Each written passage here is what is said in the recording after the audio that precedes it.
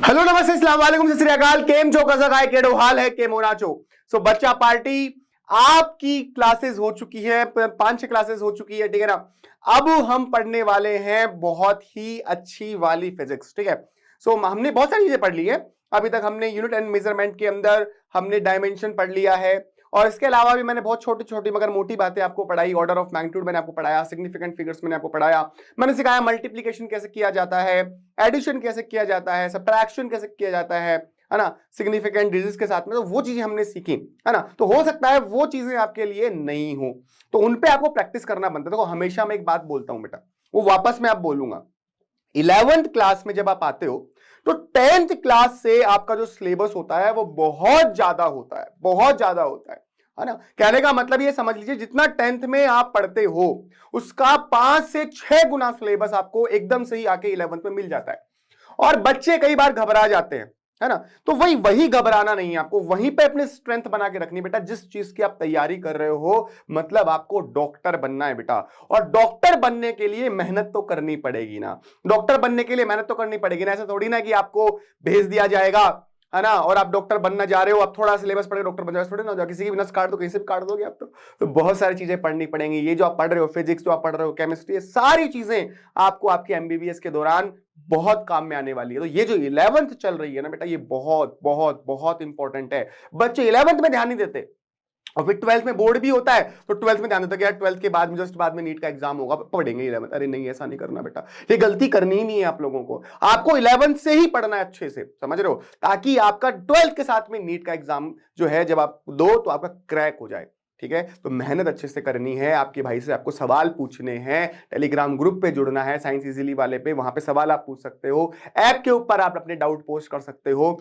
जो यूट्यूब के, आप अगर यूट्यूब पे साइंस इजीली के वीडियोस देख रहे हो प्रारंभ बैच के, तो वहां पर आप कमेंट करके बता सकते हो। तो मैं यही आपसे कहना चाह रहा हूं बेटा, कमेंट करके बताइए, टीचर का मोटिवेशन बताइए। भाई सर आपने जो पढ़ाया, ये टॉपिक जो पढ़ाया हमने ऐसा कभी पढ़ा ही नहीं, है ना। ये सारी चीजें आपको बतानी पड़ेगी। मैं आपके लिए बहुत मेहनत करके छोटी छोटी चीजें आपको बताता रहता हूं, और कंटेंट पे फोकस करता हूं, प्योर कंटेंट पे, ठीक है ना, ताकि आपको कम से कम टाइम के अंदर ज्यादा से ज्यादा कंटेंट मिले और ज्यादा से ज्यादा प्रैक्टिस आप कर सको अपनी बुक्स के माध्यम से, और जो मैं आपको डीपीपी दे रहा हूं उनके माध्यम से। तो वो बहुत इंपॉर्टेंट होता है, ठीक है ना। तो बिना कोई बकवास के मैं केवल आपको कंटेंट देता हूं, तो बेटा उस पर ध्यान आप दीजिए, ठीक है ना। तो आज हम स्टार्ट करते हैं। तो हमने एब्सोल्यूट एरर पढ़ लिया, रिलेटिव एरर पढ़ लिया, ठीक है ना, मीन एब्सोल्यूट एरर पे हमने बात करी, तो बहुत सारी चीजें हमने पिछली क्लास में पढ़ी। आज हम जो पढ़ने वाले हैं बेटा, आज हम जो पढ़ेंगे यूनिट एंड मेजरमेंट के अंदर एरर कॉम्बिनेशन पढ़ेंगे, कॉम्बिनेशन ऑफ एरर्स पढ़ेंगे, है ना। तो वो चीजें क्या है उस पर थोड़ी सी चर्चा करते हैं। बिल्कुल सिंपल सा टॉपिक है, और आपको एक बात बता देता हूं बेटा, 100% आपके नीट के एग्जाम में, 100% आपके नीट के एग्जाम में इस पर्टिकुलर टॉपिक से एक क्वेश्चन जरूर आता है। मतलब आपका एक क्वेश्चन, 4 नंबर का जो मार्क्स का एक क्वेश्चन है वो डेफिनेटली आएगा, जो आज हम जिससे पढ़ेंगे। और उसमें भी एक स्पेशल कॉन्सेप्ट है, आज की क्लास का भी एक स्पेशल कॉन्सेप्ट है, उससे तो 100% क्वेश्चन आएगा, ये मैं आपको लिख के दे सकता हूं, ठीक है ना। तो भाई साहब बहुत इंपॉर्टेंट लेक्चर है आज का, अच्छे से पढ़ना। बहुत सारे बच्चों को इस तरह के क्वेश्चंस करने में प्रॉब्लम होती है ना। बिल्कुल सिंपल तरीका है, बिल्कुल सिंपल प्रोसेस है, फिर भी बच्चों को दिक्कत होती है, तो वो दिक्कत मैं दूर करने की कोशिश करूंगा। आप ध्यान से जुड़े रहिए, ठीक है ना। समझिए मैं क्या बताना चाह रहा हूं। सबसे पहले पढ़ेंगे अपन एरर इन सम, ठीक है बेटे।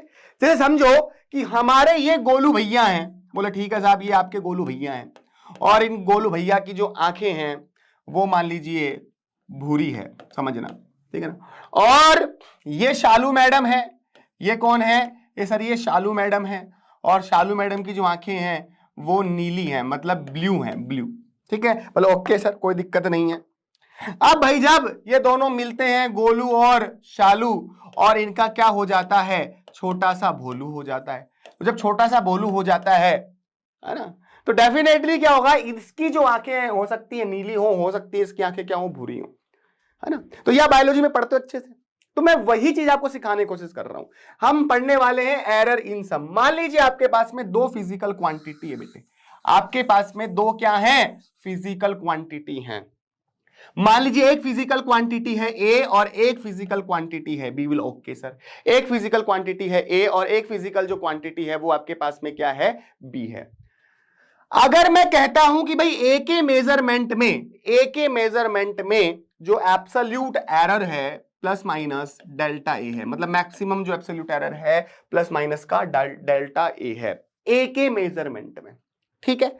और मैं कहता हूं कि भाई बी के मेजरमेंट में भी एरर आ गया, प्लस माइनस का हो सकता है क्या हो, डेल्टा बी हो, ये एरर है। डेल्टा समझते हो ना, ये डेल्टा किसके लिए यूज करते हैं अपन, चेंज के लिए यूज करते हैं, चेंज के लिए यूज करते हैं। और एक ये डी होता है, ये भी चेंज के लिए यूज किया जाता है, ये भी पढ़ाऊंगा आपको। जैसे फॉर एग्जांपल मैं बता देता हूं एक बार, मान ले कोई क्वांटिटी 2 थी और 2 से वो हो गई 4.0, है ना। तो यहां पर जो डेल्टा एल हो गया, अगर लेंथ बोल रहा हूं तो भाई ये क्या हो जाएगा, 4.0 में से आप 2 घटा दोगे, 2 आ गया। पर अगर मान लीजिए कोई क्वांटिटी थी 2, ध्यान सुना, क्वांटिटी थी 2 और वो 2 से क्या हो गई, 2.0000001 हो गई।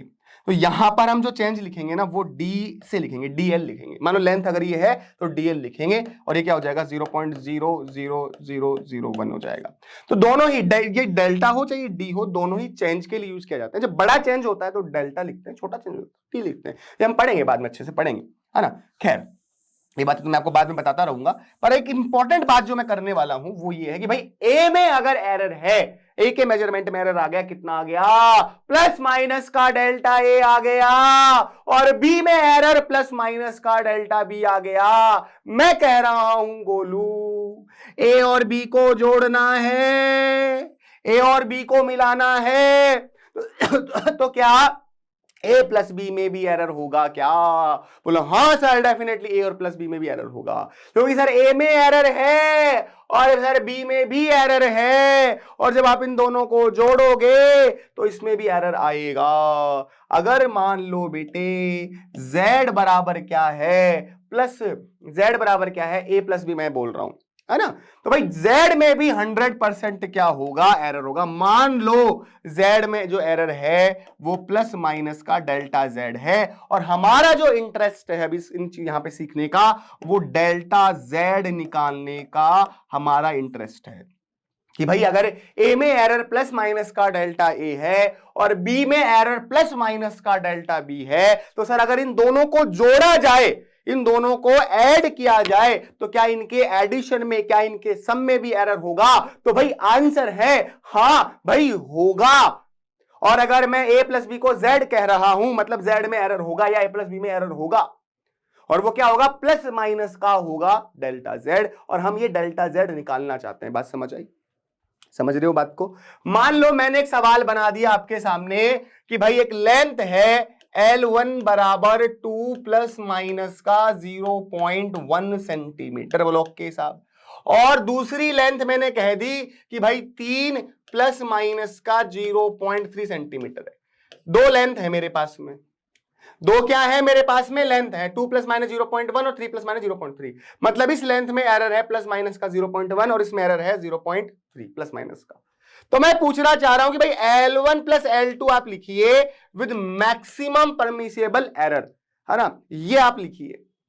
तो ये कैसे किया जाएगा, है ना भाई। L1 प्लस L2 सिंपली करोगे तो 3 प्लस 2 5 तो कर दोगे, पर यहां पर है कि यहां पर सर वो एरर जो है वो एरर कितना होगा, है ना, वो हम सीखने वाले हैं। बात समझ आई? तो आइए स्टार्ट करते हैं इस पॉइंट को।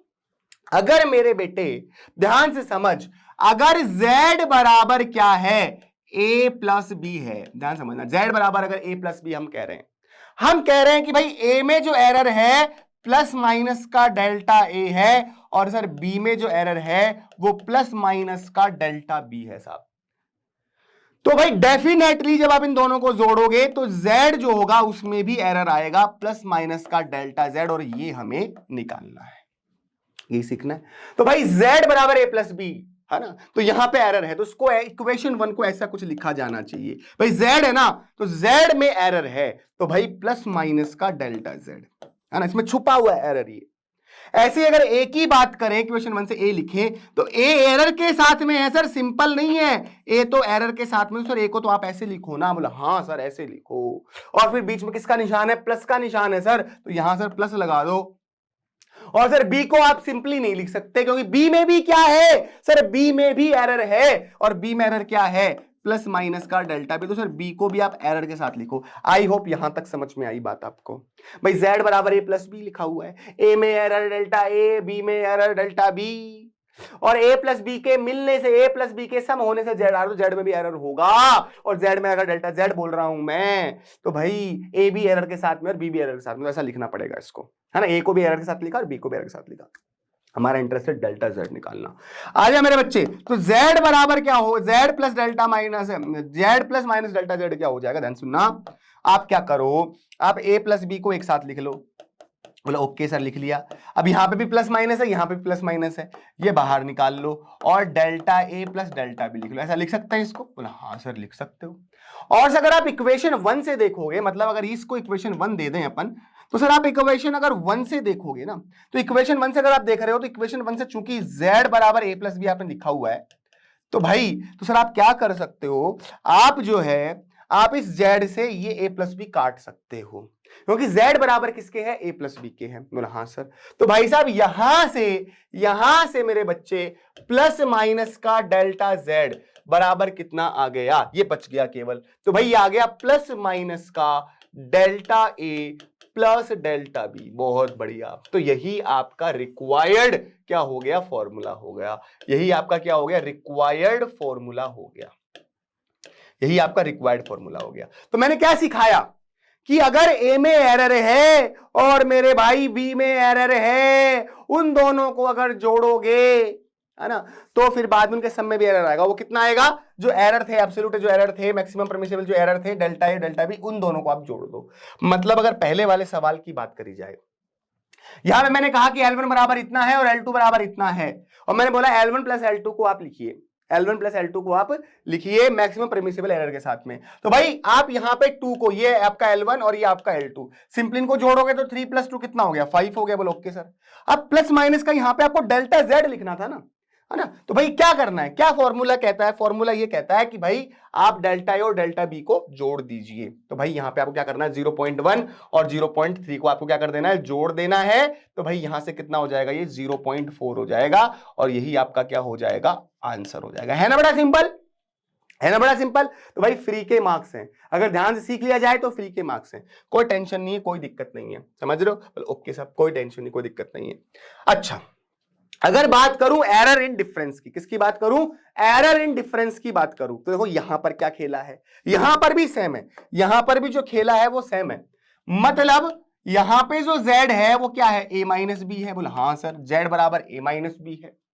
और सर a में एरर है प्लस माइनस का डेल्टा a, और b में एरर है प्लस माइनस का डेल्टा b। तो सर z कैसे निकल रहा, सर z तो a में से जब b सब्ट्रैक्ट कर रहे तो निकल रहा है, इसका मतलब z में भी एरर होगा, z में भी एरर होगा। मतलब मान लो z में एरर डेल्टा z है, तो हम एरर कॉम्बिनेशन किस में पढ़ रहे हैं, डिफरेंस में पढ़ रहे हैं, सब्ट्रैक्शन वाले मोड में पढ़ रहे हैं। ओके ओके सर, तो कैसे लिखेंगे इस इक्वेशन को, सर z अकेला नहीं, z में सर एरर है, तो सर ऐसे लिखो। सर a अकेला नहीं, a में सर एरर है, तो a plus minus delta a लिखो। बोलो ओके, और सर माइनस का निशान लगा दो, और b को b अकेला नहीं, b एरर के साथ है, सर इसको ऐसा लिखो। बोलो ओके ओके मेरे गोलू, तुम जैसा कहोगे वैसा मास्टर कर लेगा, कोई दिक्कत नहीं है। देखो ध्यान सुनो, यहाँ पे a और यहाँ पे माइनस b हो गया। बोलो ओके, यहां पर क्या, ध्यान सुनना, यहां पर क्या प्लस माइनस का डेल्टा ए, और ये माइनस आगे जाएगा, ये माइनस आगे जाएगा, तो ये प्लस क्या हो जाएगा, माइनस का, और माइनस किसका हो जाएगा, प्लस का। तो बात वही हुई, प्लस माइनस ही बनाई भी। तो यहां पर भी अगर प्लस माइनस आप कॉमन लोगे, तो यहां पर आपका ये डेल्टा ए आ गया, और यहां पर आपका क्या आ गया, डेल्टा बी आ गया। बात वही है, ठीक है ना, बात वही है। अगर माइनस अंदर जाएगा तो प्लस किसका हो जाएगा, माइनस का, और माइनस किसका हो जाएगा, प्लस। तो वही जो प्लस माइनस यहां था, वहीं पर यहां पर भी प्लस माइनस आएगा। नहीं समझ में आ रही बात, चलो मैं थोड़ा सा और इसको खोल देता हूं। अगर इस ब्रैकेट को मैं खोलता हूं तो इसको ऐसा लिखा जाएगा, माइनस बी, ठीक है ना, माइनस प्लस डेल्टा बी, ऐसे तो लिखेंगे आप इसको, है ना। तो ए और माइनस बी को तो एक साथ लिख दिया, और डेल्टा ए है प्लस माइनस का, और डेल्टा बी है माइनस प्लस का। बात देखी हुई, समझ में आ रही बात। तो प्लस माइनस मैंने कॉमन ले लिया, तो डेल्टा ए यहां पे आ गया और डेल्टा बी यहां पे आ गया। बात समझ आ गई, समझ में आ गई। ओके सर, तो भैया ऐसा था ना पहले, ये पहले ऐसा था, माइनस बी प्लस माइनस का डेल्टा बी था। बोला हाँ सर था, ऐसा ही था ये। अब मैं थोड़ा आपको समझा देता हूं, थोड़ा सा और मैं आपको अच्छे से समझा देता हूं। छोटे छोटे बच्चे हो, प्यारे प्यारे बच्चे हो मेरे, आप हो सकता है किसी को समझ ना आए तो देखो ए sir plus minus delta A लिख लो, ओके सर माइनस बी लिख लो, ओके सर माइनस प्लस हो जाएगा ऐसे सर, और ये फिर डेल्टा बी हो जाएगा, बोला ओके सर कोई दिक्कत नहीं है, कोई टेंशन नहीं है, बोला ओके सर, है ना। तो भैया क्या हो गया आपका, हो गया ए माइनस का बी हो गया, प्लस माइनस यहाँ पे प्लस माइनस कॉमन ले लेंगे तो delta A plus delta B, यहाँ पे बी आ गया। बात समझ आई, बात समझ आई, बात समझ आई, ठीक है ना। और यहाँ पे z प्लस माइनस का डेल्टा z। सर इक्वेशन 1 से अगर ध्यान से देख रहे हो, इक्वेशन 1 से अगर ध्यान से देख रहे हो सर, ये z है और ये a माइनस बी है, और z बराबर तो a माइनस बी है सर। सर इसको काट दो सर, काट दो सर। तो सर यहां से भी हमको तो वही चीज मिल रही है sir, plus minus delta z बराबर क्या आ रहा है, यहाँ पे भी sir delta a plus delta B ही आ रहा है सर। बोला हाँ यही तो इंपॉर्टेंट कहानी है, यही तो इंपॉर्टेंट कहानी है। मतलब हमने ये सीखा है अभी, हमने ये सीखा है अभी, अगर आप सम की बात करते हो, सम की चर्चा करते हो, और इधर हम डिफरेंस की चर्चा करें, इधर हम डिफरेंस की चर्चा करें, यहां पर अगर भाई z बराबर a प्लस बी लिखा हुआ है और यहां पर अगर z बराबर a माइनस बी लिखा हुआ है, ठीक है ना। अगर a में एरर प्लस माइनस का डेल्टा a लिख रहे हैं और b में एरर प्लस माइनस का डेल्टा b लिख रहे हैं, ऐसे ही यहां पर भी a में एरर प्लस माइनस का डेल्टा a और b में जो एरर है वो आपका क्या है, प्लस माइनस का डेल्टा b है ना। तो भाई यहां पर भी डेल्टा z क्या लिखा जाएगा, मतलब z में जो एरर होगा सब्ट्रैक्शन की वजह से, यहां पर भी वही होगा, plus minus delta a plus delta b, और यहां पर भी जो z में मैक्सिमम परमिसिबल एरर होगा वो क्या होगा, प्लस माइनस का delta a plus delta b ही होगा। सेम फॉर्मूला है, मतलब सम में और डिफरेंस में जो है वो सेम फॉर्मूला है। यस, फॉर्मूला सेम है, तो है ना। तो चाहे आप a प्लस बी कर रहे हो, चाहे आप a माइनस बी कर रहे हो, तो सम में और डिफरेंस में जो डेल्टा z आ रहा है, मैक्सिमम परमिसिबल जो एरर आ रहा है वो क्या होगा, सेम होगा। मतलब आपको दोनों में ऐड करना है। मतलब जैसे मान लो सवाल लेते हैं, जैसे मैंने कहा कि भाई लेंथ बराबर हमने लिया सर 5 प्लस माइनस का 0.3 सेंटीमीटर, ठीक है। फिर मैंने बोला कि L2 बराबर 3 प्लस माइनस का 0.2 सेंटीमीटर है। मैंने बोला find L1 plus L2 with maximum permissible error, maximum permissible error, मैं मैक्सिमम जो एब्सोल्यूट एरर उसके साथ में से L1 प्लस L2 को लिखो। और यहां पर सवाल बनाया मैंने, इस साइड में सवाल बनाया आप लोगों के अंडरस्टैंडिंग के लिए। क्या बना रहा हूं क्वेश्चन, मैं बोल रहा हूं कि भाई L1 जो है वही सेम 5 प्लस माइनस 0.3 सेंटीमीटर, और L2 वही सेम ले रहा हूं, कितना 3 प्लस माइनस का 0.2 सेंटीमीटर ले रहा हूं। अब की बार मैं क्या बोल रहा हूं बच्चे आपको, फाइंड लाला L1 minus L2, find Golu L1 minus L2, है ना, विद मैक्सिमम परमिसिबल एरर, या फिर मैक्सिमम और मिनिमम परमिसिबल एरर, है ना, ऐसे कुछ भी बोल सकते हैं।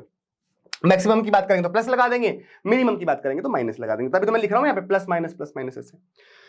अब ध्यान सुनो भाई यहां पे अगर बात करें सिंपली, तो सर अगर L1 प्लस L2 की बात कर रहे हो तो डायरेक्ट अगर L1 प्लस L2 लिखा जाए तो ये L1 क्या हो गया, 5 हो गया, और ये क्या हो गया, 3 हो गया। तो सर ये तो हो गया 5 प्लस 3, ठीक है।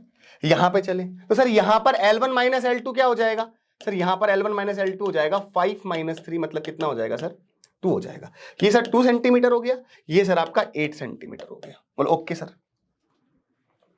बेटा अगर मैं L1 माइनस L2 को फॉर एग्जाम्पल अगर L कह देता हूं, तो L में जो मैक्सिमम परमिसिबल जो एरर है डेल्टा L अगर बोलो, तो यहां पर डेल्टा L कैसे निकालेंगे, माइनस वाले में भी ऐसे निकालेंगे, प्लस माइनस का delta L1 plus delta L2, और यहां पर भी कैसे निकालेंगे, प्लस माइनस का डेल्टा L।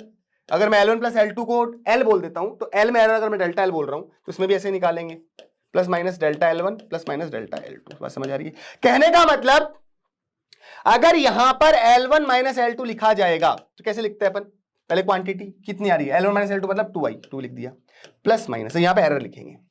तो कई बच्चे अगर ऐसे कर देंगे भाई, अगर भाई डिफरेंस है सर एरर भी निकाल दो, मतलब 0.3 माइनस 0.2 कर दो, मतलब सर 0.1 लिख दो, और ऐसा अगर कर दिया किसी ने तो भाई ये चमत्कार है, ये गलत है, ऐसा नहीं होता। एरर जो होगा, चाहे प्लस की बात करो चाहे डिफरेंस की बात करो, दोनों कंडीशन में एरर जुड़ेगा, तो मतलब यहां पे 0.3 और 0.2 जुड़ के 0.5 हो जाएगा। ये आपका फाइनल आंसर होगा। ऐसे अगर यहां बात करेंगे, L1 प्लस L2 को लिख रहे हो विद मैक्सिमम प्रेडिक्टेबल एरर, तो L1 प्लस L2 तो कितना हो गया, 8 हो गया, प्लस माइनस अगर डेल्टा लिखोगे, इसमें एरर लिखोगे, तो क्या करना आपको, ये जो आपका ये पोर्शन जो लिखा हुआ है वो डेल्टा L1 लिखा हुआ है, ये पोर्शन आपका डेल्टा L2 लिखा हुआ है, तो इनको अभी भी जोड़ना है। 0.3 प्लस 0.2 मतलब 0.5 ही लिखना है। यही मैं सिखाना चाह रहा था आपको कि चाहे आपका डिफरेंस हो, चाहे आपका सब्ट्रैक्शन, चाहे आपका सम हो, सम के अंदर भी आपको ये जो मैक्सिमम प्रेडिक्टेबल एरर है इनको ऐड करना है, और डिफरेंस में भी आपको इन मैक्सिमम ये जो एरर्स एब्सोल्यूट एरर्स इनको आपको क्या करना है, ऐड करना है। ठीक है ना भाई, सम कर रहे हो तो 5 और 3 को जोड़ दोगे, डिफरेंस कर रहे हो तो 5 में से 3 को घटा दोगे, पर यहां पर आपको एरर में से ये जो एरर दिख रहा है ना 0.3 और 0.2, इसमें से इसको घटाना नहीं है, इनको ऐड ही करना है, जो कि आपको मैंने करके दिखाया। आई होप ये डिफरेंस और सम वाला आपको समझ में आ गया होगा, फंडा कैसे किया जाता है इनके क्वेश्चंस। ठीक है, चलो भाई सर यहां तक कोई दिक्कत नहीं है, यहां तक कोई दिक्कत नहीं है। मान लो आपके पास एक सवाल आ गया, आपके पास एक सवाल आ गया, सवाल क्या है साहब, आपसे कहा गया है कि भाई आपके पास में दो रेजिस्टेंस हैं, R1 इतना और R2 इतना, और इनमें जो एरर है इसमें प्लस माइनस का 1 और इसमें प्लस माइनस का 2 ओम है, आर कनेक्टेड इन सीरीज। भाई 10th क्लास पढ़ी है सबने, और 10th क्लास में हमने देखा कि दो रेजिस्टेंस अगर किसमें हो बेटे, दो रेजिस्टेंस अगर किसमें हो, सीरीज में हो, ये R1 रेजिस्टेंस और ये R2 रेजिस्टेंस, तो भाई आर इक्विवेलेंट कैसे लिखा जाता है बताओ आप ही, R1 प्लस R2 लिखा जाता है, याद है ना। और पैरेलल कॉम्बिनेशन की बात करें तो पैरेलल कॉम्बिनेशन में कैसे लिखते थे, 1/R इक्विवेलेंट बराबर 1/R1 प्लस 1/R2 ऐसे लिखा जाता है।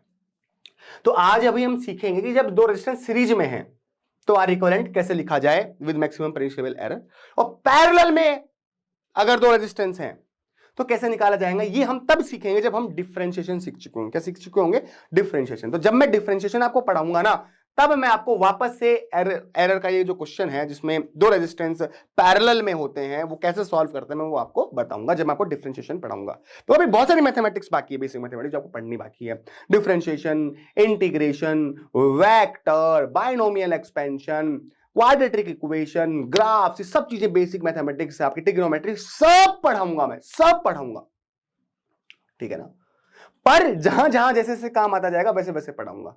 ठीक है ना, तो जो सेकंड चैप्टर चलेगा उसमें लगभग लगभग सारा आपका बेसिक मैथमेटिक्स जो है वो कंप्लीट हो जाएगा, मैं करवा दूंगा। ठीक है ना, अब ध्यान सुनो, क्योंकि एक बार एक साथ मैंने पूरा बेसिक मैथमेटिक्स पढ़ा दिया, उसके बाद में क्या होगा, आगे काम आएगा, वापस आप भूल जाओगे, वापस आपको दोबारा पढ़ाना पड़ेगा, टाइम खराब होगा, है ना। जैसे जैसे काम आएगा वैसे वैसे हम पढ़ाते जाएंगे। ठीक है ना, तो कंप्लीट सब कुछ होगा, टेंशन की जरूरत नहीं है। तो भाई अगर ये रेजिस्टेंस है आपके पास में R1 और ये रेजिस्टेंस आपके पास में R2, दोनों सीरीज में होते हैं। 10th क्लास में पढ़ा हमने सर कि R इक्विवेलेंट बराबर होता है R1 प्लस R2। बेटा मेहनत हमको करनी पड़ेगी, मेहनत हमको करनी पड़ेगी, दबा के करनी पड़ेगी। देखो एक चीज होती है locus of control, locus of control के बारे में बताता हूं आपको बात। लोकस ऑफ कंट्रोल, जब आप अपना कंट्रोल किसी दूसरे के हाथ में दे देते हो ना, तो आपकी सारी पावर खत्म हो जाती है, और जब कंट्रोल आपके हाथ में होता है ना, तब आप सब कुछ कर सकते हो। फॉर एग्जाम्पल, एक रिसर्च के बारे में मैं आपको बताता हूं कि बहुत सारे स्टूडेंट्स हैं, उनको दो टीम्स में बांटा जाता है और दोनों से सेम टेस्ट लिया जाता है। ठीक है, और फिर कहा जाता है एक टीम को कि आप बहुत इंटेलिजेंट हो, आप बहुत शार्प हो, आप बहुत होशियार हो। ठीक है, और एक टीम को कहा जाता है कि आप लोग बहुत हार्ड वर्किंग हो। ठीक है, फिर जब उनका वापस से टेस्ट लिया जाता है तो ये देखा गया कि जिनको कहा गया था कि आप बहुत इंटेलिजेंट हो, आप बहुत शार्प हो, उसका उन बच्चों का दूसरे पेपर में मन नहीं लगा, वो बोर होने लगे उसमें, क्योंकि वो अपने आप को समझ रहे हैं ना कि हम तो बहुत होशियार, कह दिया किसी ने तुम तो होशियार, तुम तो कर लोगे, तो उन्होंने अपना कंट्रोल दूसरों के हाथों में दे दिया कि हम तो होशियार हैं, ठीक कर लेंगे। लोकस ऑफ कंट्रोल बदल गया उनका। पर जिन बच्चों को कहा गया था हार्ड वर्क, तुम हार्ड वर्किंग हो, तो उनको ये पता है कि मैं हार्ड वर्किंग हूं और हार्ड वर्क की वजह से मेरे पहले टेस्ट में नंबर ज्यादा आए थे, तो अब की बार भी आ जाएंगे, तो उसका कंट्रोल उसके हाथ में है। फॉर एग्जाम्पल मैं आपको कहूं कि एक बच्चा है जिसने नीट क्लियर करी और उसके ऑल इंडिया रैंक 1 आई, और कोई कहता है कि यार इसके ऑल इंडिया रैंक तो 1 आई, इसका मतलब ये बहुत इंटेलिजेंट होगा, इसलिए ऑल इंडिया वैन आ गई इसकी। और आप ये समझ के पीछे जाते हो यार ये इंटेलिजेंट था ना इसलिए इसके नंबर AIR1 आई है, और मैं तो इंटेलिजेंट हूं तो मेरे तो नहीं आएगी। ऐसा अगर सोच रहे हो मतलब आपने पहले ही अपने जो है घुटने टेक दिए जमीन के ऊपर, आपने अपने पहले ही अपना जो लॉकस ऑफ कंट्रोल है दूसरों को दे दिया है, तो कहां से आपका AIR1 आएगा। अगर आपको कहा जाता कि इस लड़के ने बड़ी मेहनत करी थी, बड़ा हार्डवर्क किया था, बड़ी मेहनत करी है उसने, तब उसके AIR1 है, तो आप ही सोचोगे जब वो मेहनत करके ला सकता है तो मैं क्यों नहीं ला सकता। मेरे को अलग से कोई दोस्त सिंह है क्या। मैंने बेटा सच बता रहा हूं बहुत सारे ऐसे बच्चे देखे हैं जिनके 10th तक कुछ मार्क्स नहीं थे, 54, 53, 65 मार्क्स तक के देखे मैंने बच्चे, और उनको नीट में सिलेक्शन हुआ अच्छी रैंक के साथ में, गवर्नमेंट कॉलेजेस में बैठे हुए बच्चे। जो मेरा 11 साल का जो एक्सपीरियंस है ना, उसमें मैंने ऐसे बहुत सारे बच्चे देखे। तो मैं इसलिए आपको 11th क्लास में बता देता हूं कि भाई आपके 10th में कितने भी परसेंट हो, 54 हो, 44 हो, 54 हो, 33 हो, कुछ मायने नहीं रखता। 11th क्लास में आप कैसे मेहनत करते हो वो मायने रखता है। इसलिए मैंने खुद 11th क्लास ली आप लोगों की, ताकि इन बच्चों को मैं खुद से तैयार कर सकूं, एक एक बच्चे को। तो अपना लोकस ऑफ कंट्रोल अपने हाथ में रखो बेटा, ठीक है ना। और बातें करेंगे, चलो आ जाते हैं इस पे। तो भाई R इक्विवेलेंट बराबर R1 plus R2, R equivalent बराबर R1 प्लस R2 बेटे, R1 प्लस R2 बेटे, है ना। तो हमको क्या चाहिए, find the equivalent resistance of the series combination, ठीक है ना, हमको ये चाहिए विद मैक्सिमम परमिसिबल एरर। तो भाई R इक्विवेलेंट अगर सिंपल लिखते हो तो भाई R इक्विवेलेंट क्या हो जाएगा, भाई R1 कितना है, अगर R1 की बात करें तो R1 कितना है 50 प्लस माइनस 1, तो R1 कितना हो जाएगा 50, और R2 कितना है 100 है, तो भाई ये कितना हो गया 150 ओम हो गया, 150 ओम हो गया, ठीक है। बट इनमें एरर है, अगर ध्यान से बात करें तो भाई डेल्टा R1 कितना हो जाएगा सर, प्लस माइनस का 1 हो गया, और सर डेल्टा R2 कितना हो जाएगा सर, दे रखा है सर ये डेल्टा R2 हो जाएगा प्लस माइनस का 2 हो जाएगा। और सर आप तो सम कर रहे हो, आप तो ऐड कर रहे हो, और जब आप ऐड करते हो R इक्वल लिख रहे हो सर, आप R1 प्लस R2 लिखना चाहते हो विद मैक्सिमम परमिसिबल एरर, तो सर R1 प्लस R2 तो क्या है 150 है। और सर बात आई एरर की कि भाई डेल्टा R इक्विवेलेंट कितना होगा, डेल्टा R इक्विवेलेंट कितना होगा, बात इसकी आ रही है सर, है ना। तो भाई हम समझाते हैं सम के अंदर तो हम एरर को डायरेक्ट जोड़ देते हैं, तो प्लस, और डिफरेंस में भी एरर को जोड़ देते हैं, तो 1 और 2 कितना हो गया 3 हो गया, तो प्लस माइनस का 3 ओम, ये आपका फाइनल क्या हो गया आंसर हो गया।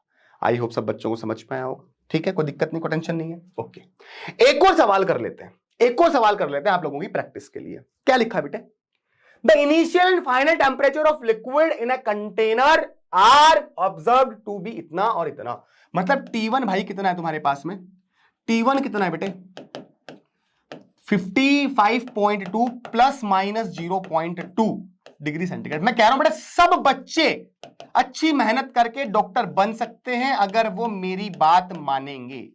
मैंने बहुत एक्सपेरिमेंट किए हुए हैं, ऐसे बच्चे जिनके number all India test series जैसे जो एग्जाम्स होते हैं, जहां पर ऑल इंडिया लेवल पे बच्चे देते हैं एग्जाम, जिनके फिजिक्स में 180 में से 40 नंबर आते थे, 30 नंबर आते थे, उन बच्चों को 150 तक, 140 तक, 130 तक पहुंचाया है 180 में से, जिनके नंबर 40 आ रहे थे, मात्र 30 आ रहे थे मात्र, और बहुत सारे बच्चों को 180 में से 180 दिलाए हैं फिजिक्स में।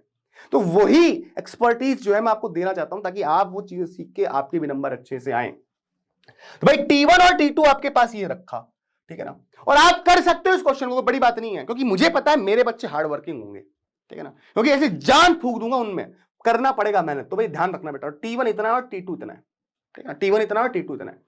Determine the fall in the temperature of the liquid, पहले इतना था container are observe to be इतना और इतना, तो ये बोल रहा है कि क्या टेम्परेचर में फॉल हुआ, मतलब बेसिकली टेम्परेचर डिफरेंस पूछ रहा है वो, फॉल इन टेम्परेचर में डिफरेंस कितना हुआ। तो आपसे पूछा जा रहा है T2 माइनस का T1 पूछा जा रहा है विद मैक्सिमम परमिसिबल एरर, ठीक है। तो चाहे भाई सर चाहे डिफरेंस हो चाहे सम हो, एरर तो जुड़ना है। अगर आप सिंपली लिख रहे हो T2 माइनस T1 की अगर बात कर रहे हो, तो सर आप क्या करो, आप 65.3 में से 55.2 घटा दो, तो अब जब करो सर 3 में से 2 तो यहां पे 1 आ जाएगा सर, ये 0 आ जाएगा और ये आ गया 1, तो ये आ गया 10.1। तो सर अगर आप T2 माइनस T1 को लिख रहे हो, तो सर यहां पे सबसे पहले तो आप लिखना पड़ेगा आपको T2 माइनस T1, और सर यहां पे आपको लिखना पड़ेगा इनका मैक्सिमम परमिसिबल एरर। तो भाई सर ये कितना है 65.3 में से 55.2 घटाया सर, ये आया 10.1, 10.1। तो भाई सर 10.1 तो आप यहां लिख दो। अब बात आती है सर यहां इस एरर की, तो सर चाहे डिफरेंस कर रहे हो चाहे सम कर रहे हो तो जोड़ना पड़ेगा। तो इसका मतलब आप क्या करो सर, अब 0.2 में 0.3 आप जोड़ देंगे तो सर ये 0.5 यहां हो जाएगा। तो भाई सर यही इसका आंसर हो जाएगा 10.1 प्लस माइनस 0.5 डिग्री सेंटीग्रेड।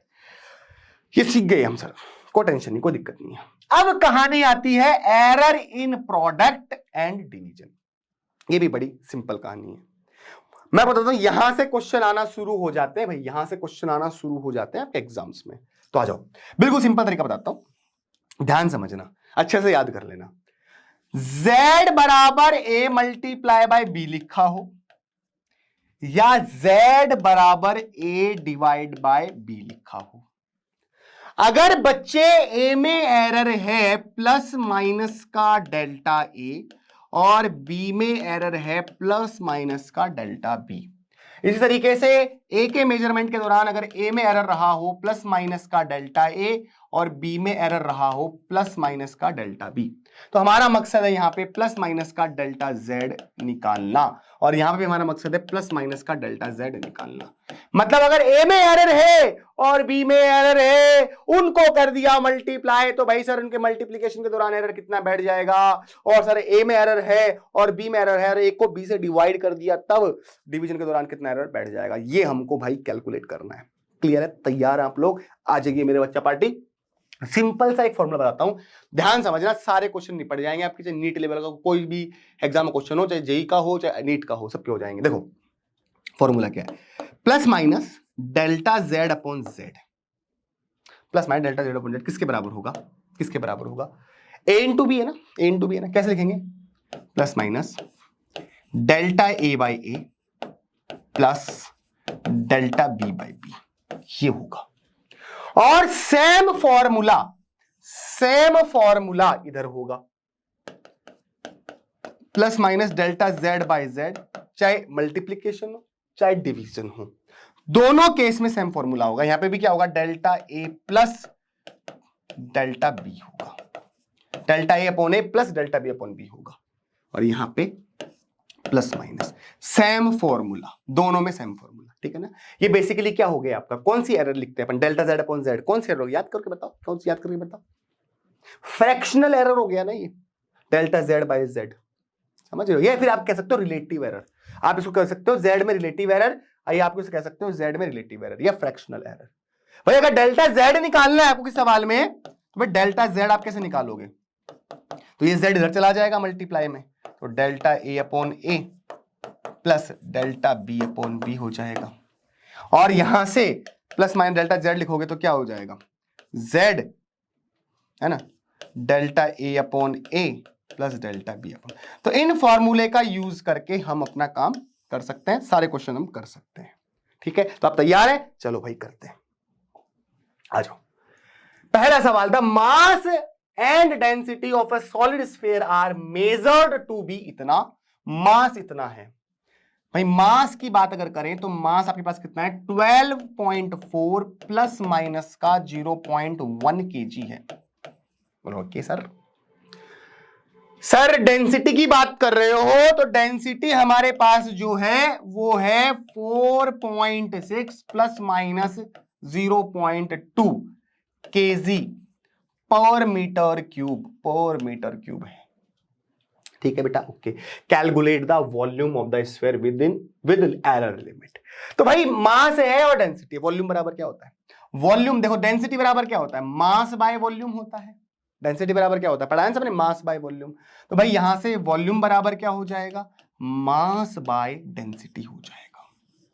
तो भाई अगर वॉल्यूम में v बराबर मास बाय डेंसिटी, तो सर यहां पे डिवीजन वाला खेल हो गया, डिवीजन वाला खेल हो गया यहाँ तो सर यहां पे हम डरेंगे नहीं सर, अब हमको सिखा दिया आपने, हम कर लेंगे। तो फॉर्मूला क्या लिखेंगे, यहाँ पे लिखेंगे sir delta v plus minus delta v upon v लिखेंगे, और बराबर सर m अपॉन रो है ना, तो सर यहाँ पे आप लिखोगे प्लस माइनस लगा दोगे और डेल्टा m अपॉन m लिख दोगे सर, और फिर डेल्टा रो अपॉन रो लिख दोगे सर। सर ये ऐसा ही है जैसा आपने अभी थोड़ी देर पहले यहां बताया था सर। z की जगह यहां पर v है, a की जगह सर यहां पर m है और b की जगह सर यहां पे रो है। तो बस delta a upon a plus delta b upon b बराबर डेल्टा z अपॉन z। यही तो सर आपने यहां पे किया है, यही तो सर आपने यहां पे किया। हमको समझ में आ गई बात। तो ये सर आप टेंशन मत लो, ये हम सीख चुके हैं, हम आपके स्टूडेंट हैं, हम सीख चुके हैं। और मैं यही चाहता हूं मेरे प्यारे से बच्चों, छोटे से बच्चों, अच्छे से मेहनत करनी है, दबा के मेहनत करनी है, बराबर क्वेश्चन सॉल्व करने। शुरू में लगेगा यार क्या ही कर रहे हैं, क्या नहीं कर रहे, पर भाई मेहनत करोगे तो अलग ही फील आएगा, अलग ही मजा आएगा, ठीक है ना। तो भाई इसको इंटरेस्ट के साथ में पढ़ना है, इंटरेस्ट सिंपल चीजें सारी अच्छे से पढ़ोगे, मन लगा के पढ़ोगे, सारी दिक्कत देखो। एक क्या होता है ना, आप अपनी दिक्कत, आप अपनी प्रॉब्लम समय रहते नहीं बताओगे, टीचर हेल्प नहीं कर पाएगा। आप अपनी प्रॉब्लम को समय रहते बता देना है ताकि टीचर्स लोग आपकी हेल्प कर सकें, आपके प्रॉब्लम्स को समझ सकें और तुरंत आपको समाधान मिल जाए, ताकि आपको बैकलॉग ना बने, टेंशन ना बने, ऐसा सर्कल ना बने जिसमें टेंशन टेंशन। तो बता दो टाइम पे भाई साहब कि सर ये दिक्कत हमको, ठीक है ना, ताकि टीचर भी आपको मेहनत करने में और लग जाए और मेहनत करे वो भी, ठीक है ना। हाँ मेरे भाई, तो भाई यहां पर अगर देखें क्या डेल्टा एम हमारे पास है, यस सर डेल्टा एम भगवान का दिया हुआ ये रहा सर, ये हमारे पास डेल्टा एम हो गया और सर ये आपके पास में डेल्टा रो हो गया, है ना। तो भाई अगर डेल्टा वी बाई वी की बात करी जाए, प्लस माइनस का डेल्टा वी अपॉन वी की बात करी जाए, तो सर आप लिखोगे यहां पे प्लस माइनस क्या लिखा हुआ delta M. Sir delta M कितना है 0.1 है सर, 0.1 है सर, अपॉन एम, एम कितना है सर, एम ये रहा 12.4 सर रख दो, सर रख दो, plus plus plus plus plus delta रो सर 0.2 है सर, 0.2 है sir, upon upon upon upon rho कितना है सर 4.6 है सर, 4.6 है सर, है ना। ये हो गया। अगर कोई आपसे पूछ लेता है सवाल में, मान लो यहां तो पूछा है calculate the volume of the sphere with error limit, मान लो मैं यहां पर एक सवाल ऐड कर देता, बोल देता find relative error in volume, एक सवाल में ये ऐड कर देता। तो भाई आपको बस इतना ही सॉल्व करना था, इतना ही सॉल्व करना था, डेल्टा वी बाई बी, यही क्या रिलेटिव एरर है, यही क्या है, यही क्या है रिलेटिव एरर इन वॉल्यूम है, यही क्या है रिलेटिव एरर इन वॉल्यूम है। और अगर सवाल पूछ लेता आपसे find percentage error in volume, अगर ये पूछ लेता तो कौन सी बड़ी बात है, तो सर ये भी कर सकते हैं, क्योंकि हम जानते हैं सर परसेंटेज एरर कुछ ही नहीं है, आपका जो रिलेटिव एरर आता है ना सर, उसको आप 100% से मल्टीप्लाई कर देते हो तो सर आपका परसेंटेज एरर, मतलब सर जो ये चीज आएगी ना, जो ये चीज सॉल्व करके आएगी ना सर, उसको हम 100% से मल्टीप्लाई कर देंगे तो परसेंटेज एरर आ जाएगा। पर सवाल में सर जो पूछा है ना अभी, वो हमसे पूछा है calculate the volume of the sphere with error limit, मतलब हमको लिखना है कुछ इस फॉर्म में, v plus minus delta we form में लिखना है। तो पहले तो हमको सर v निकालना पड़ेगा और फिर से डेल्टा वी निकाल के रखना है, हमको सर ये सवाल में पूछा है।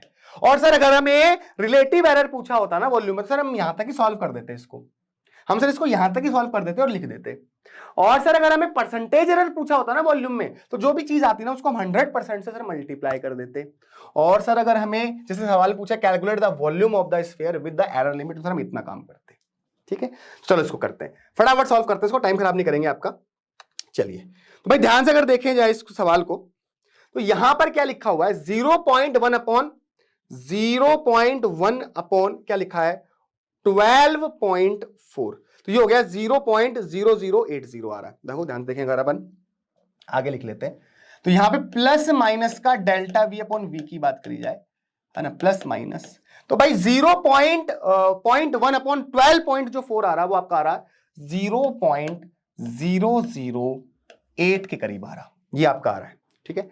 और अगर हम आगे बात करें, आगे अगर देखें तो ये कितना आ रहा है, ये आपका है 0.2 डिवाइडेड बाय 4.6, ये आपका आ रहा है 0 करके देख सकते हैं आप, ये आपका आ रहा है 0.043, ऐसा कुछ आ रहा, ठीक है ना। और जब आप इन दोनों को ऐड कर देते हो, किसको 0.008 को, और ऐड किसको कर रहे हो 0.43 को ऐड कर रहे हो, तो भाई ये आपका आ रहा प्लस माइनस का 0.438, ये आपका क्या आ रहा है डेल्टा वी बाई वी आ रहा है, ठीक है। ये आपका डेल्टा वी बाई वी आ रहा है, ठीक है, बात समझ आ रही है, कितने क्या आ रहा है डेल्टा वी बाई वी आ रहा है। अगर मान लो ये तो आपका हो गया रिलेटिव एरर, बात समझना, ये तो आपका क्या हो गया रिलेटिव एरर आ गया। और अगर भाई परसेंटेज एरर पूछा होता, तो पूछा नहीं मान लो इस सवाल में, पूछा होता तो क्या करते, तो सर प्लस माइनस 0.438 को हम किससे मल्टीप्लाई कर देते, 100% से मल्टीप्लाई कर देते। किससे मल्टीप्लाई कर देते, 100% कर देते, तो मतलब ये हो गया 43.8%, ठीक है ना, जो कि बहुत ज्यादा है। खैर अब हमें क्या निकालना, हमें तो मतलब क्या भाई, डेल्टा वी से मतलब है, तो भाई डेल्टा वी की बात करें, प्लस माइनस डेल्टा वी की बात करें, डेल्टा वी बराबर क्या हो जाएगा, इसी फॉर्मूले से v प्लस माइनस का v 0.438 इंटू वी, ये हो जाएगा। अब अगर भाई v की बात करें, भाई v कैसे निकलेगा, भाई v कैसे निकलेगा, भाई v बराबर क्या है, m बाय रो, m कितना आपका 12.4 है, और इसको आप किससे डिवाइड करोगे, रो से डिवाइड करोगे, मतलब 4.6 से डिवाइड करोगे, तो ये आपका आ रहा है 2.69, है ना, तो लगभग किसके बराबर लिख सकते हो इसको आप, 2.7 के बराबर लिख सकते हो, किसके बराबर लिख सकते हो, 2.7 के बराबर आप इसको लिख सकते हो। बोले ठीक है साहब, कोई दिक्कत नहीं है, क्योंकि आपने m को डिवाइड किया है 12.4 अपॉन 4.6, तो 2.6, क्यों, क्योंकि 12, इसमें सिग्निफिकेंट फिगर आपके 3 है और इसमें सिग्निफिकेंट फिगर कितने हैं, 2 हैं, तो आपके आंसर में से मिनिमम सिग्निफिकेंट फिगर जो है वो 2 ही होने चाहिए। जब हमने सॉल्व किया तो 2.69 आ रहा है, पर 2 ही रखने हमको, तो यहाँ पे अगर 9 है, ये 9 है ना, 5 से बड़ा है, तो यहाँ पे 2.7 हो जाएगा। बात समझ आई, 2.7 kg पर मीटर क्यूब, नहीं बात समझ में आई, भाई डिवाइड करते हैं, तो यहाँ पे कितना 12.4 सिग्निफिकेंट फिगर कितने भाई साहब आपने, 3, और यहाँ पे सिग्निफिकेंट फिगर कितने, 2, आंसर आया ये, तो आंसर में भी 2 रखने सिग्निफिकेंट फिगर, तो आंसर में 2 कब होंगे, तब ये 2.7 लिखा जाएगा। ठीक है सर, ये तो हमको पता है, कोई बड़ी बात नहीं है। तो भाई जो आपका v आ रहा है सर, वो आपका आ रहा है 2.7, और ये किससे मल्टीप्लाई करना है आपको, 0.438 से मल्टीप्लाई करना है। सर जब आप इसको 2.7 को मल्टीप्लाई करते हो 0.438 से, तो लगभग ये आ जाता है आपका सर 1.1826, ठीक है ना। तो आपको यहां पे भी सिग्निफिकेंट फिगर जो 2 रखने, तो ये कितना लिखा जाएगा, 1.2 लिखा जाएगा, 1.2 लिखा जाएगा प्लस माइनस का, ठीक है। अब ध्यान सुनो बेटे, तो v बराबर क्या लिखेंगे, v बराबर लिखेंगे, v बराबर कितना आया था, v बराबर हमारे पास आया था 2.7, देखो v बराबर हमारे पास क्या आया था, 2.7 आया था, बोलो हाँ सर 2.7 आया था, तो 2.7, और सर इसमें जो एरर रहेगा प्लस माइनस का वो कितना है, 1.2 है, 1.2 है, ठीक है ना। ये हो जाएगा आपका मीटर क्यूब,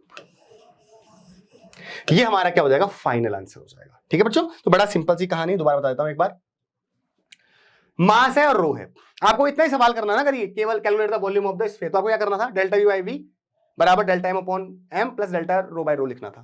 तो भाई डेल्टा एम की वैल्यू रख दी, एम की वैल्यू रख दी, डेल्टा रो की रख दी, रो की रख दी, ठीक है ना। इसको सॉल्व करना है, ठीक है ना, और ये वी इधर चला जाएगा तो आपका क्या आ जाएगा, वी इधर चला जाएगा तो आपका क्या आ जाएगा, वी इधर चला जाएगा तो क्या आ जाएगा आपका, ये आ जाएगा। तो बड़ी सिंपल सी कहानी है, फॉर्मूला पता है, कैलकुलेशन में केवल इसके अलावा कुछ नहीं है। ध्यान सुनो, एक और क्वेश्चन करते हैं, आप वीडियो पॉज करना और इस क्वेश्चन को करना, ठीक है ना। देखो क्या है, a body travels uniformly A distance of 13.8, distance जो है, दूरी जो है वो कितनी है, 13.8 प्लस माइनस 0.2 मीटर है, बोलो हाँ सर है। एंड टाइम कितना लगा, टाइम लगा भाई 4.0, बोल रहा है कि टाइम में भी एरर है सर, टाइम के अंदर भी एरर है 0.3 सेकंड का। तो बोल रहा था velocity of the body with in error limit, क्या बोल रहा है, वेलोसिटी बताओ, एरर लिमिट के साथ में वेलोसिटी बताओ क्या होगी, है ना। हम जानते हैं स्पीड बराबर क्या होता है, हम जानते हैं स्पीड बराबर क्या होता है, देखो हम जानते हैं डिस्टेंस बराबर क्या होता है, स्पीड इनटू टाइम। तो भाई स्पीड बराबर क्या हो जाएगा, डिस्टेंस अपॉन टाइम हो जाएगा। तो वापस सर डिवाइड वाला ही आ गया, सर वापस अगर डिवाइड वाला ही आ गया है तो सर ये तो बिल्कुल सिंपल सा, इसको ऐसे लिखेंगे अपन, delta V by V plus minus का is equal to plus minus D ऊपर है, तो sir delta D by D plus sir delta T by T, sir ये फॉर्मूला बनाना है, मतलब कुछ नहीं करना। और सर अगर प्लस माइनस डेल्टा वी हमको लिखना है अगर, तो डेल्टा वी कैसे लिखेंगे, सर ये वी इधर आ जाएगा और delta D by D plus delta T by T, sir ऐसा हो जाएगा ये, ठीक है ना। तो सर यहां पे हम पहले तो लिखेंगे v, पहले तो लिखेंगे v, और v बराबर क्या है, d बाई टी, d कितना है 13.8 और t कितना है 4.0। तो भाई 13.8 है उसको डिवाइड कर रहे हो आप 4 से, तो ये आपका आ जाएगा 3.45, ठीक है ना, समझ में आ रही बात। तो यहां पे कितना लिख देंगे अपन, 3.45 लिख देंगे। अब ध्यान समझो इधर, डेल्टा डी कितना है 0.2 है, तो यहां पर 0.2 आ गया। और डी कितना है 13.8 आ गया, डेल्टा टी कितना है 0.3 हो गया, और टी कितना है 4 आ गया। समझ रहे हो? इसको जब आप सॉल्व करोगे तो आपके पास में प्लस माइनस का डेल्टा वी आ जाएगा। ठीक है, चलो इसको सॉल्व कर लेते हैं फटाफट से। अगर हम 0.2 को डिवाइड करते हैं 13.8 से, है ना, देखो आगे लिख लेते हैं, ये 3.45 हो गया, इसको डिवाइड करा तो आ रहा है 0.014। इसको डिवाइड कर रहे हैं अपन किसको, 0.3 को डिवाइड कर रहे हैं किससे, 4 से डिवाइड कर रहे हैं, तो ये आ रहा है 0.075।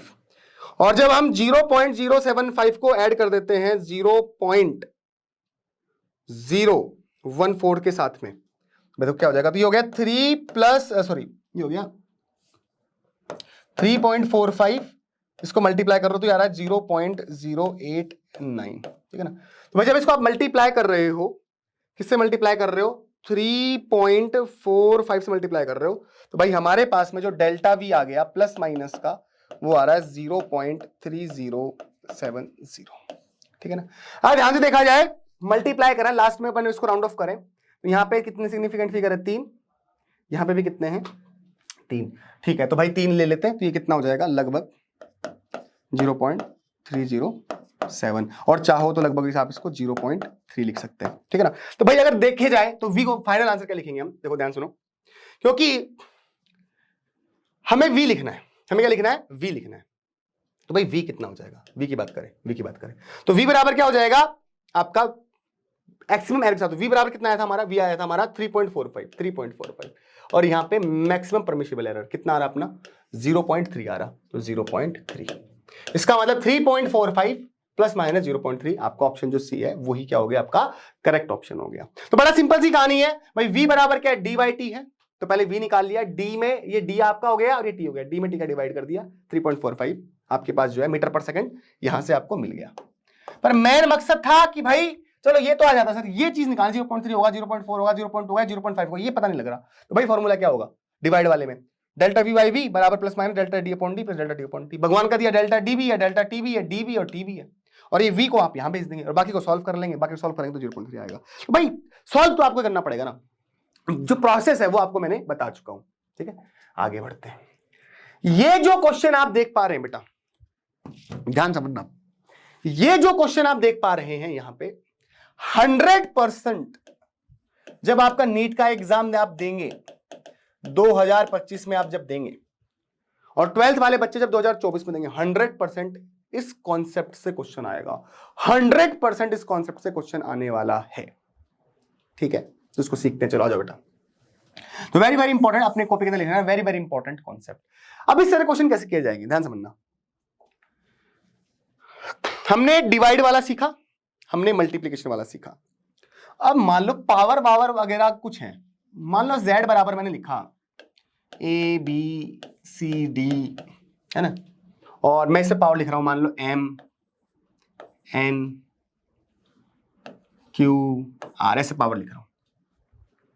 अब इस सिचुएशन में आपको अगर डेल्टा z बाई z लिखना है प्लस माइनस का, तो ऐसे लिखा जाएगा, a पे पावर कितनी है, m है, ध्यान दीजिए बता रहा हूं, ध्यान सुन लेना, a पावर अगर m है ना तो m को साइड में लिख लो, और डेल्टा a बाई a, और प्लस माइनस एक साथ ही लगा देंगे सब जगह बाहर। b पे पावर कितना है n, तो n लिख लो, और डेल्टा b बाई b, यहां पावर कितना है q, c है ना, डेल्टा c बाई c, यहां पावर कितना है r, तो r delta d by d। बस यही करना है, यही करना है बस। अगर ध्यान से ध्यान दो, z बराबर अगर a बाई b लिखा था तो यही मेथड था, plus minus delta z by z, power कितनी 1, पावर कितनी 1, तो 1 delta a by a, power कितनी 1 delta b by b, same चीज है। मल्टीप्लाई की बात कर रहे थे आप, डेल्टा z बाई z लिखना है प्लस माइनस का, पावर कितना 1 delta a by a, power कितना 1 डेल्टा b बाई b, तो यही तो हमने बनाया था पहले भी। ठीक है ना। तो ये इस पर 100% नीट में चाहे जेई में 100% हर साल इस कॉन्सेप्ट पे क्वेश्चन आता है। पूरे लेक्चर का जो मेन क्रक्स है आज यही है, यहां से क्वेश्चन 100% आएगा। बड़ी सिंपल सा तरीका मैंने को बताया आप कैसे फॉर्मूला इसका बनता है, ठीक है।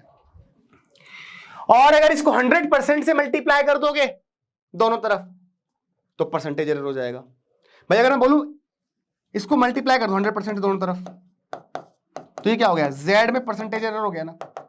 मल्टीप्लाई कर दोगे 100% से तो m delta a by a लिखोगे आप, इसको 100% करोगे यहां पे तो ये क्या हो गया, a में परसेंटेज एरर हो गया। n delta b by b into 100% तो ये क्या हो गया, b में परसेंटेज एरर हो गया। q delta c by c into 100% ये c में परसेंटेज एरर हो गया। ऐसे ही r delta d by d into 100% ये d में परसेंटेज एरर हो गया, ठीक है ना। अगर मान लो आपको कोई सवाल दे रखा है ऐसा और आपको कह दिया कि भाई a में परसेंटेज एरर 2% है, b में परसेंटेज एरर 3% है, c में परसेंटेज एरर 4% है और d में परसेंटेज एरर 1% है, तो बताओ z में परसेंटेज एरर क्या होगा। तो बेसिकली आपको ये चीज और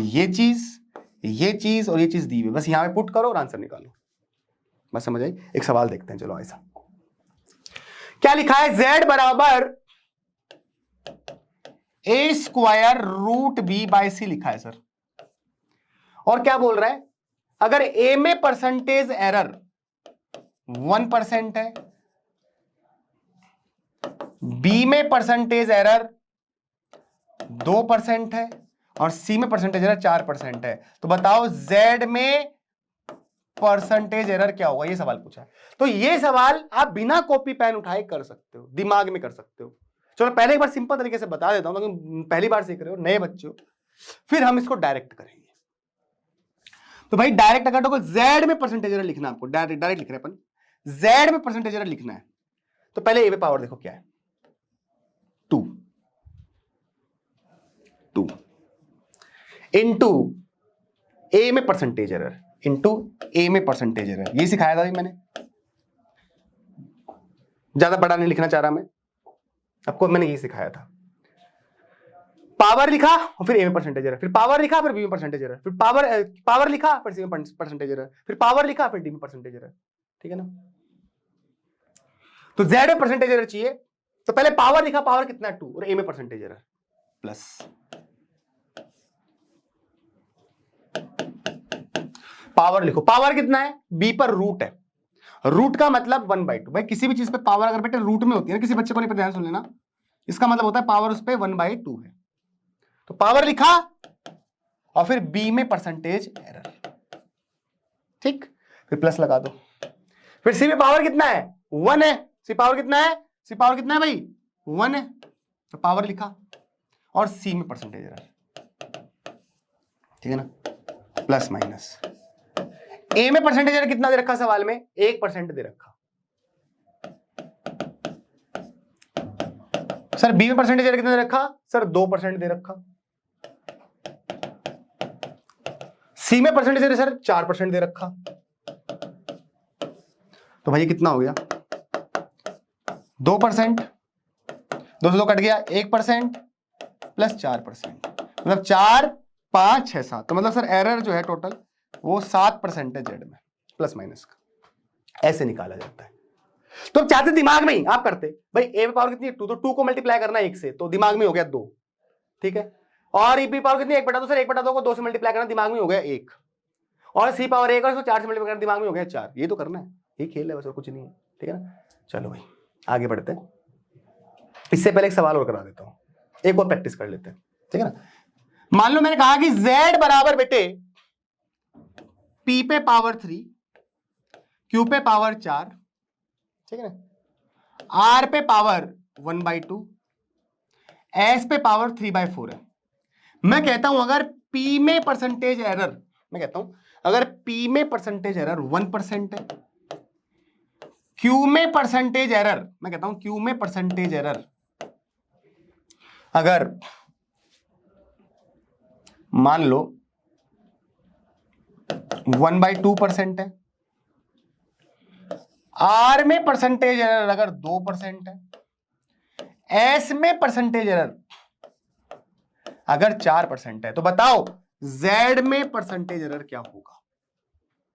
हमको पता है सर, फॉर्मूला ऐसे लिखा जाएगा, delta Z upon Z equal to P पे power 3 delta P by P plus Q पे power 4 delta Q by Q plus R power 1/2 delta R by R plus S power 3/4, तो 3/4 delta S by S, और इसको 100% से multiply कर देंगे तो काम हो जाएगा। मतलब ये है सर, हमको सिंपली भाषा में समझाओ आप, तो जेड में परसेंटेज लिखना है, तो भाई सर पी पे पावर कितनी है सर? 3 है।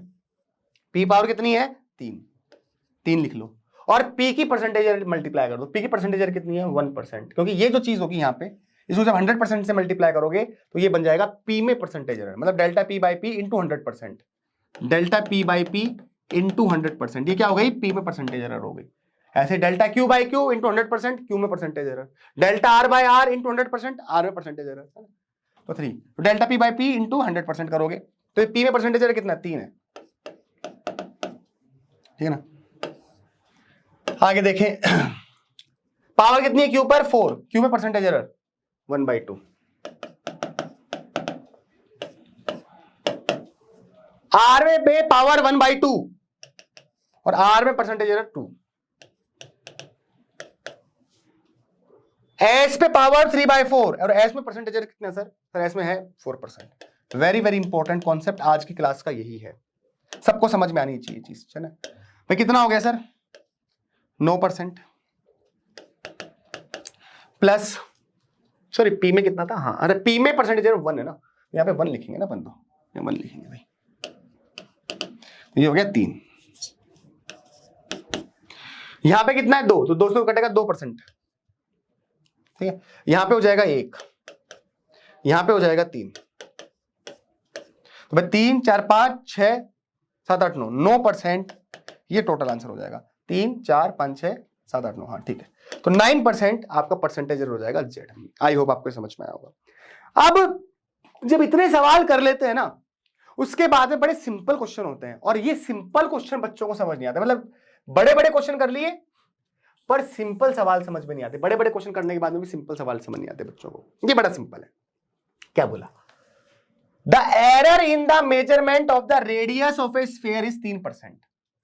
The error in the measurement of the radius में जो स्फीयर है, स्फीयर की रेडियस है, रेडियस में परसेंटेज एरर आपको दे रखा कितना? 3% दे रखा है। मतलब आपको दे रखा है basically delta R by R into 100%, ये आपको दे रखा है 3%, ये आपको गिवन है।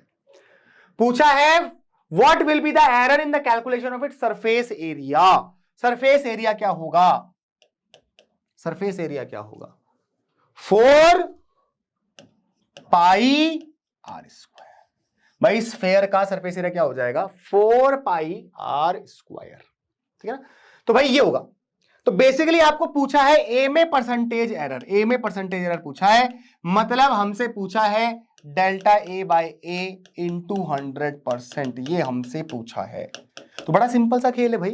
भाई सर आप जब बोल रहे हो आपको जब ये चाहिए, तो सर आप सिंपल से अगर देखो ना, ध्यान से अगर आप दिमाग लगाओ सर आप, तो आप ये पाओगे, ये हमको आ चुका है ए बराबर 4 पाई आर स्क्वायर है सर।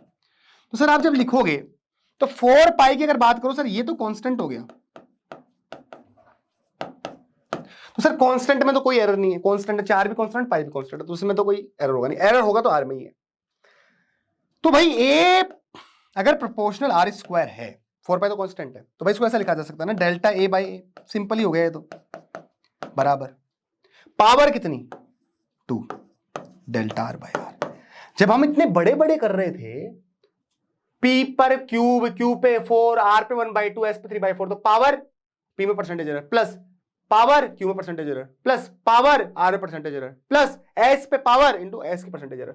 अब भाई सर यहां तो केवल आर स्क्वायर है, तो सर आर पे पावर जो कि 2 है और आर में परसेंटेज एरर, बस सिंपल सी कहानी वही चीज है। तो भाई delta A upon A into 100% करोगे तो 100% से मल्टीप्लाई करोगे, तो मैं बता रहा हूं आपको पूरा ऐसे करके, है ना। तो भाई सर ये तो हमको दे रखा, ये क्या है? आर में परसेंटेज एरर है, और आर में परसेंटेज एरर सर कितना है? 3 दे रखा अपन को, तो सर ये हो गया 2 इंटू 3। तो मतलब 6% आंसर हो जाएगा सर। कितना हो जाएगा सर? 6% आंसर हो जाएगा। ठीक है, मान लो मैं सवाल पूछता कि भाई एक स्फेयर है और स्फेयर की रेडियस में परसेंटेज एरर आपको दे रखा 2%। मैंने पूछा स्फेयर के वॉल्यूम में परसेंटेज एरर बताओ। क्या दिक्कत हो गई भाई? वॉल्यूम बराबर क्या होता है स्फेयर का? 4/3 पाई आर क्यूब। ठीक है ना? तो भाई आपको आर में परसेंटेज एरर रखा 2, वॉल्यूम पूछा, तो इसका भी आंसर कितना हो जाएगा? 6 हो जाएगा। क्यों? क्योंकि भाई delta V by V into 100% आज जब आप लिखोगे ये तो कांस्टेंट हो गया है ना, इसमें तो एरर होगा नहीं। तो पावर कितनी है? 3 और फिर आर में परसेंटेज एरर मतलब delta R by R into 100%। सवाल के अकॉर्डिंग ये कितना दे रखा है हमको? 2 दे रखा, तो सर यहाँ पे 2 लिख देंगे, तो 6% हमारा क्या हो जाएगा? आंसर हो जाएगा। इसमें भी बात समझ आ रही है? तो बड़ी सिंपल सी कहानी बेटा, कुछ वो नहीं है। इस मान लो और सवाल लेते हैं।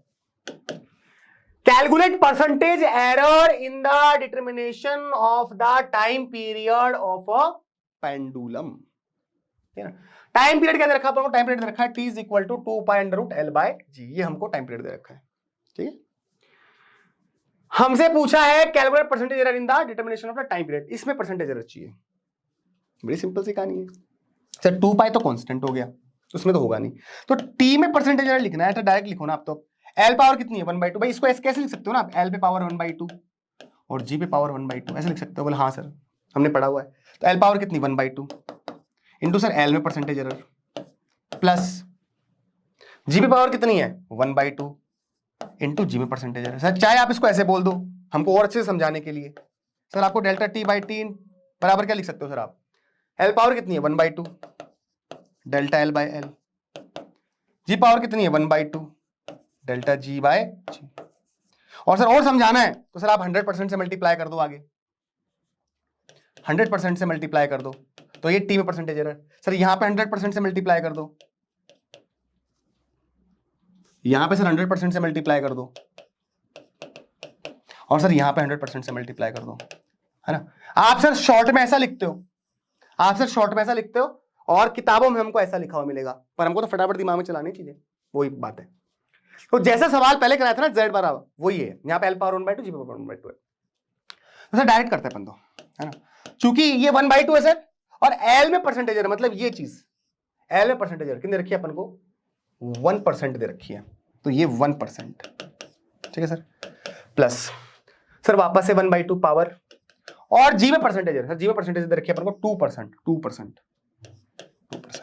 क्योंकि ये G में परसेंटेज हो जाएगी, G में परसेंटेज हो जाएगी। ठीक है बेटा, देखो यहाँ पे कितना हो गया?